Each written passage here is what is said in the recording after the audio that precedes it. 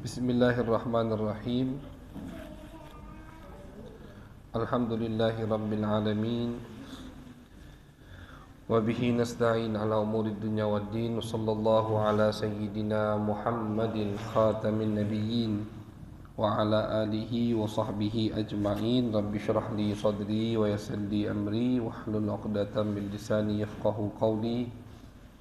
Subhanaka la ilma lana illa ma 'allamtana innaka antal alimul hakim. Allahumma salli ala sayyidina Muhammad al-fatih lima ughliq wal khatim lima sabaq nasiril haqqi bil haqq wal hadi ila siratikal mustaqim wa ala alihi haqqa qadrihi wa miqdarihil azim. Amma ba'du.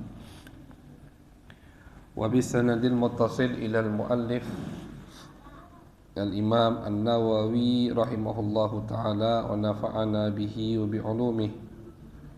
bi'ulumi masyayikhina wa bi'ulumi sa'idis salihin fid daraini amin ila an qal al-hadithu tasi'u asyara an Abdullah bin Abbas radhiyallahu anhuma qala kuntu khalfan nabiyyi sallallahu alaihi wasallam faqala li ya gulam inni uallimuka kalimat ihfazillaha yahfazka ihfazillaha tajidhu tijahaka idza sa'alta fas'alillaha wa idza ista'anta fasta'in billah wa'lam anna al-ummata law ijtama'at 'ala an yanfa'uka bi syai'in lam yanfa'uka illa bi syai'in qad katabahu Allahu lak wa in ijtama'u 'ala an yadurruka bi syai'in lam yadurruka illa bi syai'in qad katabahu Allahu 'alaik. Rufi'atil aqlam wa jaffatis suhuf. Rawahu Tirmidzi wa qala haditsun hasanun sahih. Alhamdulillah, pertama-tama puji syukur kehadirat Allah Subhanahu wa taala yang telah menyempatkan kita kembali untuk bertemu duduk bersama di musalla yang insyaallah penuh dengan berkah. Mudah-mudahan hajat kita dikabulkan oleh Allah Subhanahu wa taala. Penyakit kita diangkat oleh Allah Subhanahu wa taala, dosa diampuni oleh Allah Subhanahu wa taala. Yang sudah mendahului kita daripada keluarga kita mudah-mudahan diterima di sisi Allah Subhanahu wa taala. Amin ya rabbal alamin. Masyaallah hadirin, kita berada di hadis yang ke-19 dari hadis Arba'in An-Nawawi, yang mana hadis ke-19 ini diriwayatkan oleh sahabat yang bernama Abdullah bin Abbas. Namanya Abdullah. Ini sahabat baru di majelis kita. Ya, sahabat baru di majelis kita. Belum pernah lewat kita sahabat ini. Artinya belum pernah kita menyebutkan sedikit daripada biografinya. Seperti biasa kalau kita melewati atau baru dengar dengan sahabat baru di kitab ini, kita sebutkan sedikit daripada biografinya.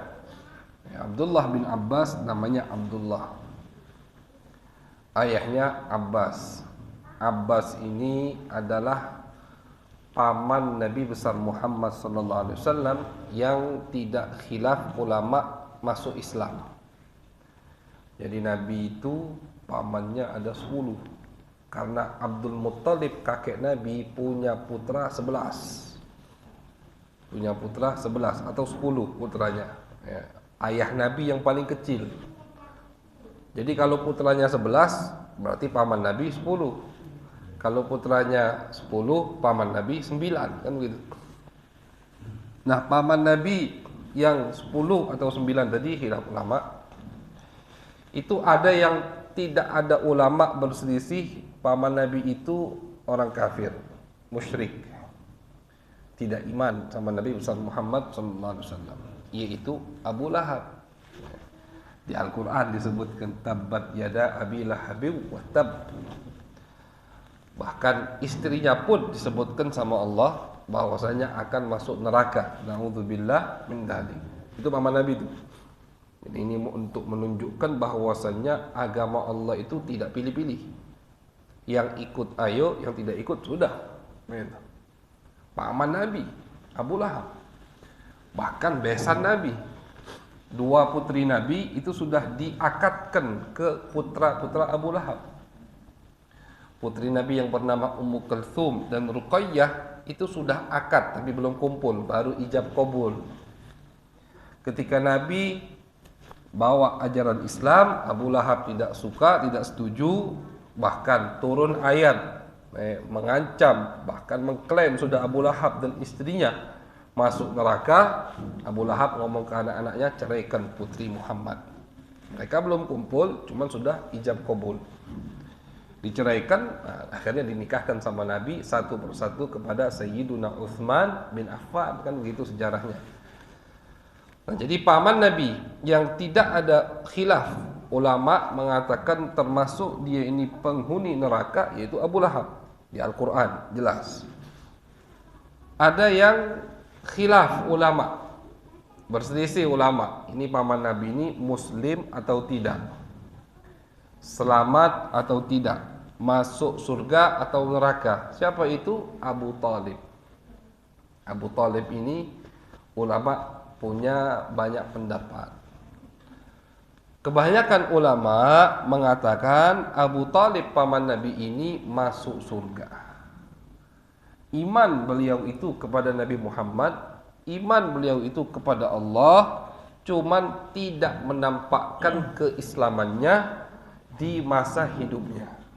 Itu alasan. Jadi kenapa ada alasan? Alasannya kenapa ada ulama yang mengatakan Abu Thalib masuk neraka? Karena Abu Thalib di masa hidupnya tidak menampakkan keislamannya dengan mengucapkan dua kalimat syahadat atau dengan mengikuti Nabi terang-terangan.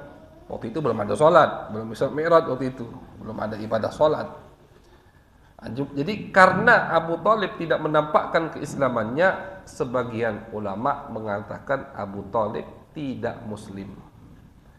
Tapi sebagian ulama lagi, dan ini dikuatkan oleh ulama Mekah Madinah dan ulama Yaman, bahwasanya Abu Thalib masuk surganya Allah. Alasan beliau tidak menampakkan keislamannya untuk menjadi dekeng Nabi besar Muhammad sallallahu alaihi wasallam.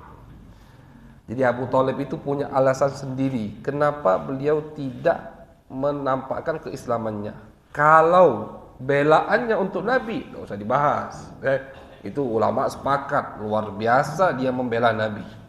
Mati-matian dia mendukung Nabi. Bahkan rela di masa tuanya ikut diembargo, dikepung, tidak boleh keluar dari satu lembah selama 3 tahun. Ikut Abu Thalib. Pokoknya mati-matian bela Nabi besar Muhammad sallallahu alaihi wasallam. Mereka nego Abu Thalib untuk menyerahkan Nabi, ditolak mentah-mentah sama Abu Thalib. Jadi Abu Thalib itu dekeng Nabi. Sehingga beliau punya keyakinan kalau aku terang-terangan ikut Muhammad, aku juga akan dimusuhi oleh orang. Jadi Abu Thalib ini nengah-nengahi Nabi antara Nabi dan orang musyrik Mekah. Kenapa orang musyrik Mekah hormat kepada Abu Thalib? Karena Abu Thalib tidak menampakkan keislamannya. Jadi mereka menganggap, oh Abu Thalib ini masih seagama sama kita, cuman dia bela Muhammad ya karena Muhammad keponakannya, wajar. Sehingga mereka segan untuk mengganggu Nabi ketika Abu Thalib masih hidup. Tapi kalau Abu Thalib terang-terangan seperti yang lain masuk Islam, mereka tidak segan ganggu Nabi. Itu tujuan Abu Thalib. Itu taktik Abu Thalib paman Nabi Muhammad sallallahu alaihi wasallam. Kalau tidak, dari ucapannya, dari pujiannya untuk Nabi menunjukkan beliau ini orang yang percaya kepada Nabi besar Muhammad sallallahu alaihi wasallam. Cuma tidak menampakkan keislaman dengan mengucapkan 2 kalimat syahadat. Waktu itu belum ada solat, jadi belum solat. Itu yang ada khilaf, ada perselisihan antara ulama. Ulama ahlu sunnah. Jadi kalau kita dengar ada ustaz, ada kiai, ada habib mengatakan Abu Thalib tidak masuk surga, jangan kita kira oh ini sesat. Tidak. Itu juga pendapat ahlu sunnah wal jamaah yang mengatakan Abu Thalib tidak masuk surga. Tapi kebanyakan tetap mengatakan Abu Thalib masuk surganya Allah Subhanahu wa ta'ala. Kemudian yang ketiga, ada paman Nabi yang ulama tidak khilaf, beliau-beliau ini masuk Islam. Tidak ada selisih antara ulama mengatakan ini paman Nabi masuk Islam. Ada dua. Yang pertama Sayyiduna Hamzah Asadullah, yang gelarnya itu singanya Allah Subhanahu wa taala. Saking cemburunya, saking beliau itu keras kepada orang-orang yang tidak patuh sama Nabi, dijuluki sama Nabi Sayyidina Hamzah ini singanya Allah Subhanahu wa taala. Itu tidak ada khilaf. Sayyidus Syuhada, pemimpin para syahid, Sayyidina Hamzah, paman Nabi, beliau syahid di peperangan Uhud tahun ketiga Hijriah. Itu Sayyidina Hamzah. Yang kedua Abbas. Abbas ini juga tidak ada khilaf, ulama mengatakan bahwasannya paman Nabi yang bernama Abbas masuk Islam. Muslim, membela, menolong Nabi besar Muhammad sallallahu alaihi wasallam. Kita bukan di pembahasan Abbas, kita sekarang pembahasan di putranya yang bernama Abdullah. Abdullah bin Abbas. Nah, jadi Abdullah bin Abbas, sahabat Nabi besar Muhammad sallallahu alaihi wasallam, tambah plus beliau ini sepupu Nabi Muhammad sallallahu alaihi wasallam. Karena ayah beliau Abbas saudara dengan ayah Nabi Abdullah. Jadi beliau sepupu Nabi besar Muhammad sallallahu alaihi wasallam. Dan salah satu istri Nabi yaitu yang bernama Siti Maimunah bibi an Abdullah bin Abbas. Abdullah bin Abbas punya ibu kakak dari istri Nabi yang bernama Maimunah. Jadi bisa Abdullah bin Abbas ini keponakan istri Nabi, juga statusnya adalah sepupu Nabi besar Muhammad sallallahu alaihi wasallam. Beliau tidak lama hidup bareng Nabi. Karena beliau ini lahir di waktu Nabi diembargo itu. Di masa-masa Nabi dikepung, tidak boleh keluar dari lembah punya Abu Talib selama 3 tahun. Di tahun ketiga itu, ini sebelum Nabi hijrah, sebelum Isra Mi'raj. Jadi kejadiannya itu Abdullah bin Abbas lahir. Jadi beliau muda. Ketika Nabi hijrah, jadi setelah Abdullah bin Abbas lahir, 2 tahun setelah itu Nabi Muhammad hijrah ke Madinah. Abbas itu sama Nabi ditugaskan untuk tetap di Mekah. Jadi Abbas belum hijrah beserta keluarganya, termasuklah Abdullah ini. Ditugaskan sama Nabi untuk tetap di Mekah. Apa tugasnya? Jadi mata-mata Nabi besar Muhammad sallallahu alaihi wasallam. Biar Nabi tahu pergerakan orang-orang Mekah, apa yang terjadi di Mekah, apa yang mereka rencanakan untuk ganggu Nabi, untuk memerangi Nabi besar Muhammad sallallahu alaihi wasallam. Di Mekah ditugaskan sama Nabi besar Muhammad sallallahu alaihi wasallam. Sampailah di tahun ke-8 Hijriah, di tahun itu Mekah sudah lemah, sudah banyak yang masuk Islam, istilahnya kalau Nabi mau rebut Mekah sudah bisa. Abdullah bin Abbas baru hijrah berserta keluarganya ke kota Madinah. Namun di tengah jalan ketemu Nabi besar Muhammad SAW yang pada saat itu ingin merebut kota Mekah di bulan Ramadan tahun 8 Hijriah. Akhirnya sama Nabi udah ikut kembali ke Mekah untuk mensucikan kota Mekah. Abdullah anaknya ikut. Setelah ikut, selesai, bersih semua tuh kota Mekah dari berhala-berhala. Nabi tetapkan kota Mekah kota suci, tidak boleh lagi ada berhala, sampai kiamat nanti tidak akan ada berhala, kata Nabi. Nabi pulang ke Madinah, ikut keluarga Abdullah bin Abbas beserta ayahnya, ibunya, saudaranya semua ikut pindah ke kota Madinah bersama Nabi besar Muhammad sallallahu alaihi wasallam. Setelah 3 tahun kurang lebih, Nabi Muhammad meninggal dunia. Jadi Abdullah bin Abbas diriwayatkan beliau ini hidup bareng Nabi cuma 30 bulan. 30 bulan, berarti 2 tahun setengah. Cuma 30 bulan beliau hidup bersama Nabi besar Muhammad sallallahu alaihi wasallam. Karena di masa kecil beliau dari lahir sampai umur Nabi membuka kota Mekah itu beliau tinggal di Mekah, tidak bareng Nabi. Setelah itu baru tinggal bareng Nabi besar Muhammad sallallahu alaihi wasallam. Tapi 30 bulan ini menghasilkan ilmu yang luar biasa. cerdas anaknya. Pinter cari muka dengan Nabi Muhammad SAW. Oh, cari muka tu tak bagus, tapi kalau ke guru itu bagus cari muka.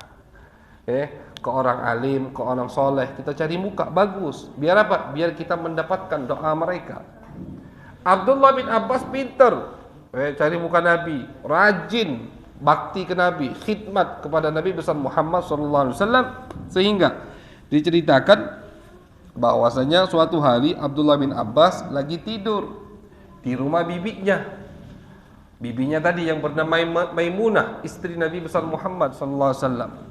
Kata Abdullah bin Abbas, sengaja aku tidur di rumah bibiku. Jadi beliau ini antusias, orang yang semangat untuk belajar. Untuk apa? Untuk biar aku tahu bagaimana sholat Nabi di malam hari. Kan kalau sholat di siang hari, Nabi di masjid. Sahabat tahu, sahabat lihat.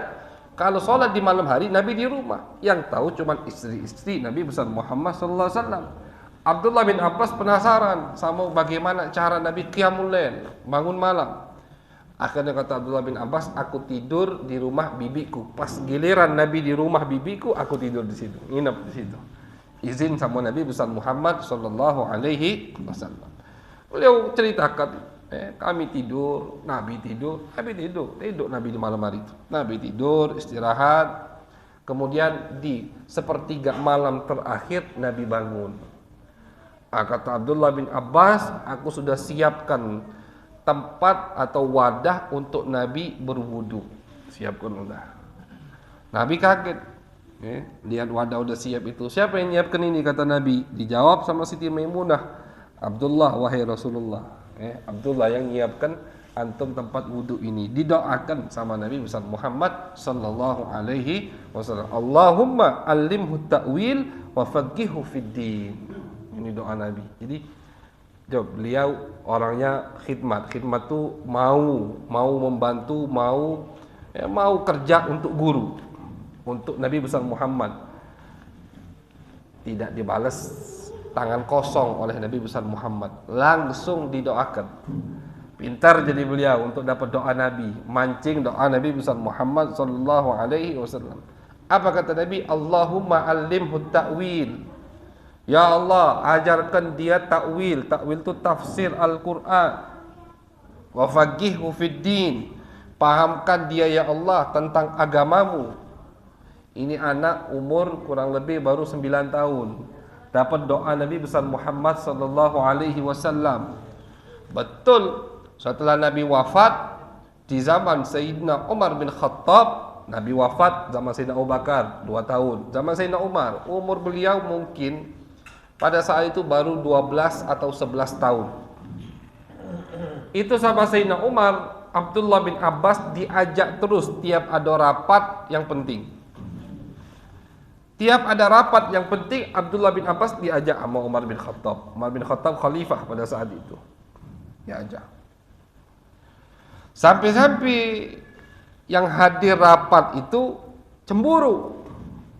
Amirul Mukminin, kami juga punya anak yang seumuran dia.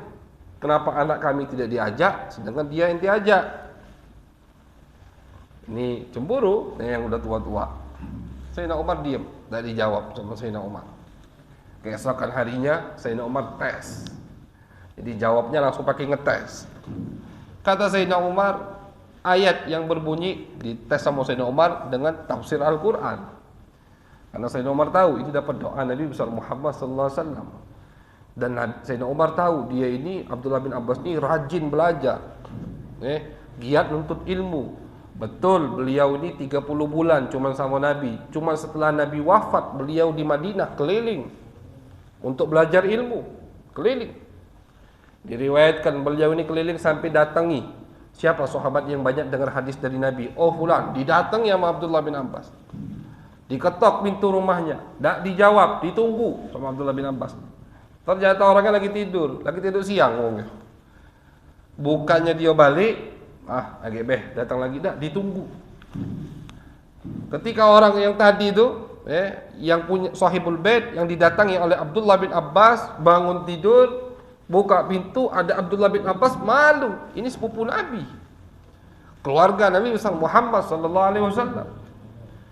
keponakan istri Nabi, anak paman Nabi. Abbas itu paman yang dicintai. Nabi cinta semua sama pamannya yang muslim, tapi Abbas itu, ketika Abbas pernah ada cekcok sama Sayyidina Umar, kata Nabi, wahai Umar, jangan ganggu Abbas, karena Abbas ini seperti ayahku.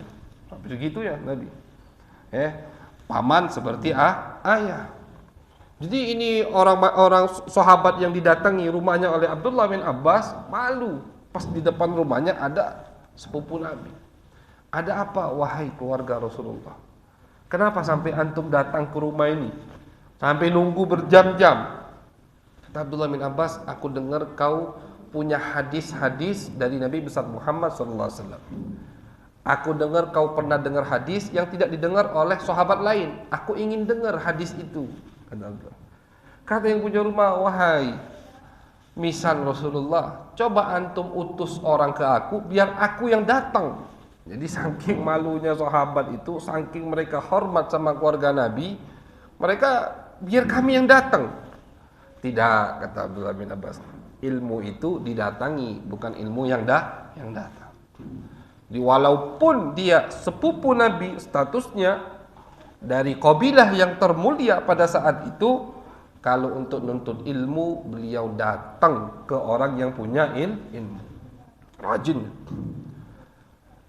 Pernah ada orang yang cerita, Abdullah bin Abbas tuh selevel sama aku. Dulu pas Nabi meninggal, Abdullah bin Abbas ngajak aku untuk nuntut ilmu, untuk dengar-dengar hadis. Cuman aku ngomong, buat apa Abdullah? Kan sahabat Nabi masih banyak. Akhirnya kata dia, sekarang Abdullah jadi wong alim, aku jadi wong biasa. Jadi menunjukkan Abdullah bin Abbas setelah Nabi wafat, beliau tahu, beliau cuma 30 bulan sama Nabi dan umur beliau masih kecil.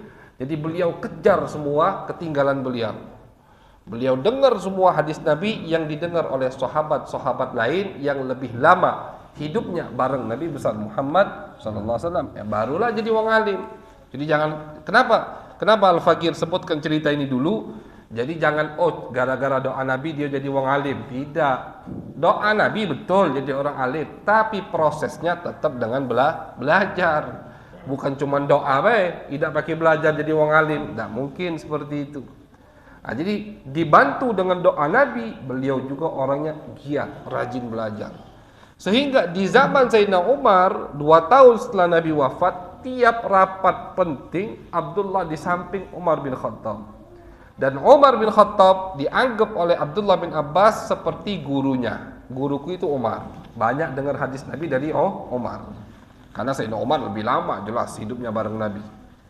Tadi orang tua yang lain protes. Wahai Khalifah, Amirul Mukminin, kami juga punya anak yang seumuran Abdullah. Kenapa anak kami tidak ikut? Besoknya dites sama Sayyidina Umar. Kumpul semua udah, duduk Abdullah bin Abbas. Kata Nabi, aku pengen nanya sama kalian. Kata Sayyidina Umar, apa takwilan, tafsiran kalian tentang surat yang berbunyi idza jaa nasrullahi wal fath? Di akhir Al-Quran, ara'aitan nasa yadkhuluna fi dinillahi afwaja fasabbih bihamdi rabbika wastaghfir innahu kana tawwaba. 3 ayat atau 4 ayat. 3 ayat ya. Atau 4 ayat itu surat. Pendek. Apa menurut kalian takwilan surat ini? Kata sahabat, takwilan surat ini Allah mengatakan, jadi cuma diartikan sama sahabat yang lain. Kata Allah, kalau datang pertolongan Allah, idza jaa nasrullahi wal, ini surat turunnya pas ketika Nabi selesai membersihkan kota Mekah dari kemusyrikan. Turun surat ini. Pas turun surat ini turun, Sayyidina Umar menangis. Pas turun surat ini, Sayyidina Umar menangis. Yang paham cuma orang-orang hebat. Pasti lihat cuma orang-orang yang punya kemampuan untuk mentafsirkan Al-Quran. Sahabat yang lain tidak menangis, Sayyidina Umar menangis pas turun ayat ini. Jadi Sayyidina Umar pengen tanya ke sahabat yang lain, apa menurut kalian tafsiran surat ini? Kata sahabat, intinya tafsir surat itu Allah memerintahkan Nabi untuk bersyukur, untuk beristighfar, untuk bertasbih kepadanya ketika datang pertolongannya, yaitu merebut kota Mekah. Tafsirannya begitu. Itu tafsiran datar. Atau tafsir awalnya begitu? Udah, orang jawabnya itu kalau. Akhirnya Abdullah ditanya sama Sayyidina Umar, wahai Abdullah, apa menurutmu tafsiran surat tersebut? Kata Abdullah bin Abbas, wahai Amirul Mukminin, tafsir surat Idza Jaa Nasrullah itu isinya Allah memberitahu, wahai Muhammad, ajalmu sudah dekat, maka banyak-banyaklah beristighfar kepadaku. Sahabat yang lain bingung, mana ada kata-kata ajal di ayat itu. Jadi tafsir surat itu, kata Allah, wahai Muhammad, ajalmu sudah dekat, waktumu sudah dekat untuk menghadapku, maka banyak-banyaklah istighfar kepadaku. Sahabat yang lain bingung. Kata Sayyidina Umar, demi Allah, aku tidak paham kecuali seperti yang kau pahami. Nah, jadi yang dipahami oleh Sayyidina Umar sama seperti yang dipahami oleh Abdullah bin Abbas. Apa maksudnya? Maksudnya itu ketika sesuatu sudah sempurna, berarti tugas utusan sudah selesai. Kan Nabi ini kan utusan Allah. Kita kalau ngutus wong, gawinya lah kelar, balik dia ke kita. Begitulah Nabi besar Muhammad sallallahu alaihi wasallam. Kalau sudah datang, tugasmu itu untuk membersihkan Mekah dari kemusyrikan. Nabi itu diutus untuk semua umat, tapi di tengah-tengah umat Mekah. Kapan kota Mekah berhasil takluk kepada Nabi, berarti tugas Nabi sudah selesai. Makanya ketika surat ini turun, Sayyidina Umar menangis. Sahabat yang lain tidak ada yang menangis. Bingung sahabat yang lain. Wahai Umar, ini kejadiannya pas surat itu turun. Kan ini ayat Allah mengatakan pertolongan udah datang, kita berhasil merebut kota Mekah. Bukankah kita seharusnya senang? Kenapa kau menangis? Kata Sayyidina Umar, sesungguhnya tidaklah sesuatu itu sempurna kecuali bakal nanti ada yang berkurang. Jadi kalau udah sempurna, bakal kurang. Islam sempurna. Ketika Mekah masuk Islam, itu menunjukkan Jazirah Arab sudah Islam. Patokannya di situ. Makanya wa ra'aitan nas yadkhuluna fi dinillahi afwaja. Wahai Muhammad, ketika kau sudah berhasil merebut kota Mekah, kau akan melihat semua orang berbondong-bondong masuk Islam. Pernah kita bahas itu kalau tidak salah. Karena apa? Karena kabilah-kabilah di sekitar Mekah Madinah itu jadi penonton. Mereka itu menonton, mana yang menang nih, Muhammad apa orang Mekah. Mereka tidak mau ikut-ikutan. Kenapa tidak mau ikut-ikutan? Karena mereka sadar ini yang ribut wong Mekah. Istilahnya yang ribut wong Palembang, kita tidak usah melok. Itu. Yang ribut wong Mekah, mereka semua orang Mekah, kita tidak usah ikut-ikutan karena kita tidak tahu mana yang benar, mana yang salah. Jadi bagaimana? Kita nonton aja. Nonton be. Jingok, siapa yang menang? Kalau tahu kita siapa yang menang, berarti itu yang benar, itu yang dipilih oleh Allah Subhanahu wa taala. Maka dari itu, kenapa alasannya ketika Nabi berhasil merebut kota Mekah, Allah katakan akan masuk Islam berbondong-bondong. Betul. Setelah Nabi balik ke Madinah, tiap hari datang dari kabilah sana, dari kabilah sini, dari kabilah datang semua. Datang untuk apa? Untuk membaiat Nabi besar Muhammad sallallahu alaihi wasallam. Mereka yakin Muhammad yang benar, orang musyrik Mekah yang salah. Akhirnya mereka menentukan pilihan untuk baiat Nabi besar Muhammad sallallahu alaihi wasallam. Perhatikan apa? Tugasnya utusan sudah selesai. Ketika Jazirah Arab masuk Islam semua, banyak-banyaklah ibadah. Karena berarti tugas sudah selesai, kau akan menghadapku. Itu yang dipahami oleh Abdullah bin Abbas yang umurnya baru 12 tahun. Persis seperti apa yang dipahami oleh Sayyidina Umar bin Khattab, sahabat tertua, termasuk sahabat tertua dari sahabat Nabi besar Muhammad sallallahu alaihi wasallam. Akhirnya sahabat-sahabat yang tadinya tidak setuju mengagumi dan mengakui kecerdasan Abdullah bin Abbas. Wajar sama Umar bin Khattab diajak terus ke rapat-rapat yang penting. Cerdas luar biasa sahabat Nabi yang bernama Abdullah bin Abbas. Dan tadi berkat doa Nabi besar Muhammad sallallahu alaihi wasallam. Beliau diriwayatkan orangnya ganteng, seperti ayahnya. Abbas itu paman Nabi yang ganteng, putra-putranya juga ganteng, Abdullah bin Abbas. Dan beliau mempunyai beberapa anak. Abdullah bin Abbas ini salah satu anaknya yang paling kecil yang bernama Ali. Ali inilah bapak-bapaknya khalifah dari Daulah Abbasiyah. Kita harus ketahui bahwasanya Islam ini ada beberapa daulat, kan begitu. Setelah Nabi, nubuah, kenabian bukan daulah. Setelah zaman Nabi besar Muhammad SAW, khilafah. Khilafah itu cuma 40 tahun kata Nabi. Setelahnya itu daulat, kerajaan, dinasti. Khilafah bukan dinasti, 40 tahun. Dimulai oleh Sayyidina Abu Bakar As-Siddiq, dilanjutkan Sayyidina Umar, Sayyidina Utsman, Sayyidina Ali, dan digenapi 40 tahun, kurang 6 bulan masih. Pas Sayyidina Ali dibunuh, syahid, kan dibunuh Sayyidina Ali, itu masih kurang 6 bulan, 40 tahun. Tampak mereka sadari yang menggenapinya putra beliau, Al-Imam Hasan bin Ali bin Abi Thalib. 6 bulan Imam Hasan turun dari jabatan karena beliau tidak mau fitnah, tidak mau muslimin pecah belah, tidak mau saling bunuh antara umat Nabi Muhammad SAW. Akhirnya beliau turun dari jabatannya. Ketika beliau turun dari jabatan, banyak yang mencaci beliau, banyak yang ngatai beliau, banyak yang tidak setuju, tapi beliau tetap mendepankan maslahat untuk umat Nabi besar Muhammad SAW. Tanpa mereka sadari, ulama sejarah setelah itu baru membahas, ternyata Sayyidina Hasan ini termasuk khalifah yang dikatakan oleh Nabi, kalau beliau tidak turun dari jabatannya lebih dari 6 bulan, berarti beliau bukan khalifah, raja. Karena Nabi dalam hadis mengatakan khalifah itu sistem khilafah itu sistem dipilih oleh sahabat, dipilih oleh masyarakat, dan yang memilih bukan sembarangan orang, begitu. Itu cuma 40 tahun kata Nabi. 40 tahun cuma. Sayyidina Abu Bakar 2 tahun sekian, Sayyidina Umar 10 tahun sekian, Sayyidina Utsman 12 tahun sekian, Sayyidina Ali 4 tahun sekian. Ini tidak kata yang genep 4 tahun dah, 4 tahun lebih, 2 tahun lebih.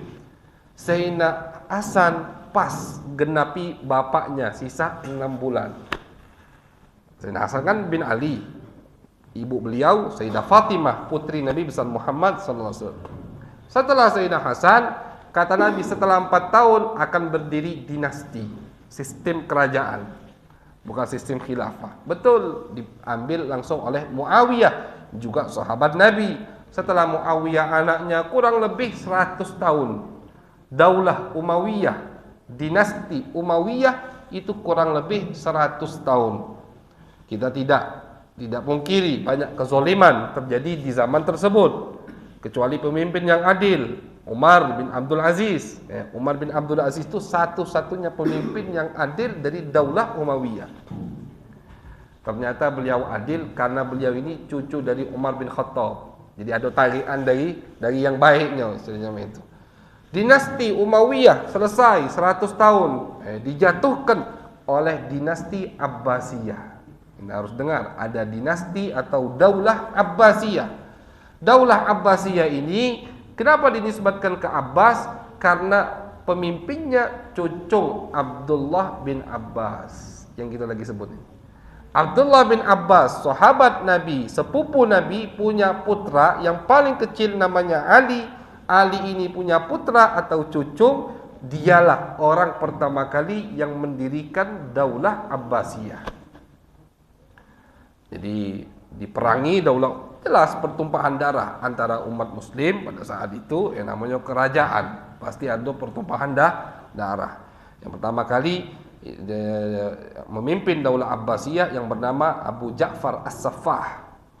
Abu Ja'far As-Saffah. Abu Ja'far ini bin Fulan bin Ali bin Abdullah bin Abbas. Daulah Abbasiyah itu lumayan lama, selama 5 abad memimpin umat muslim.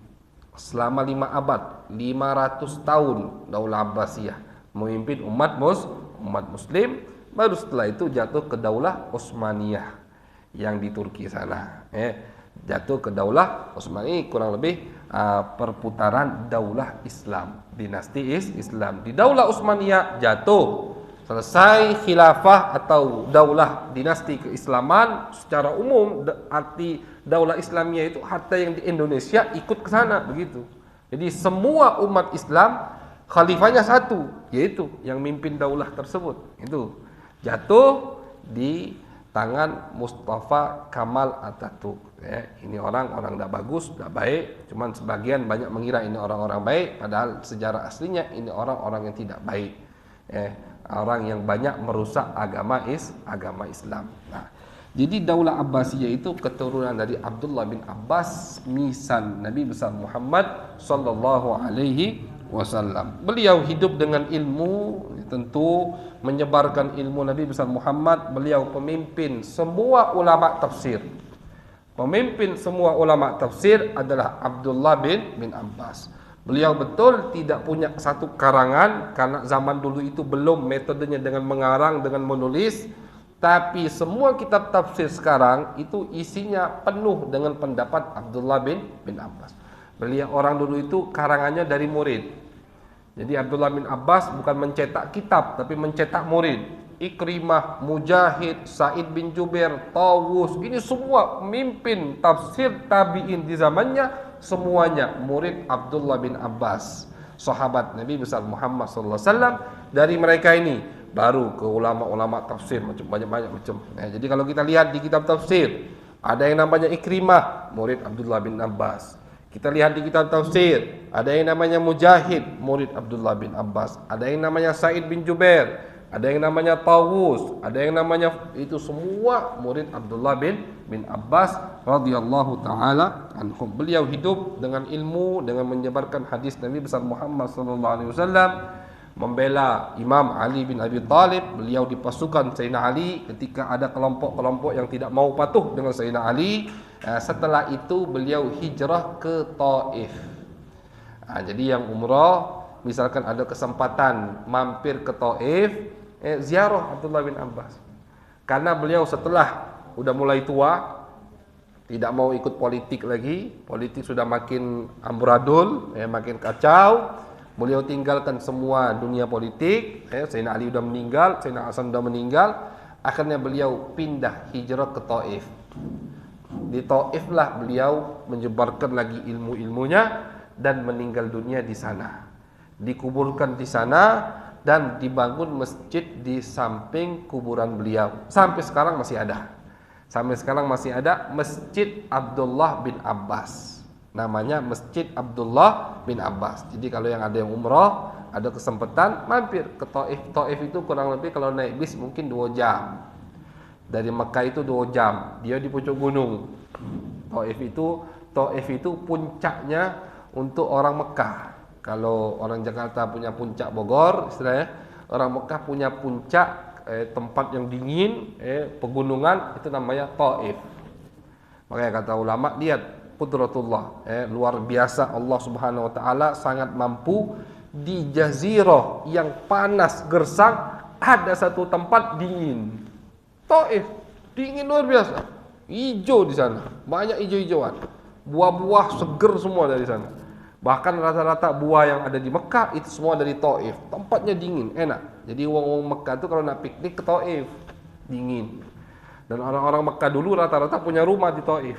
Jadi kalau di Mekah lagi panas sekali, mereka tinggal di Taif 2 bulan, 3 bulan. Habis itu mereka baru turun lagi ke Mekah.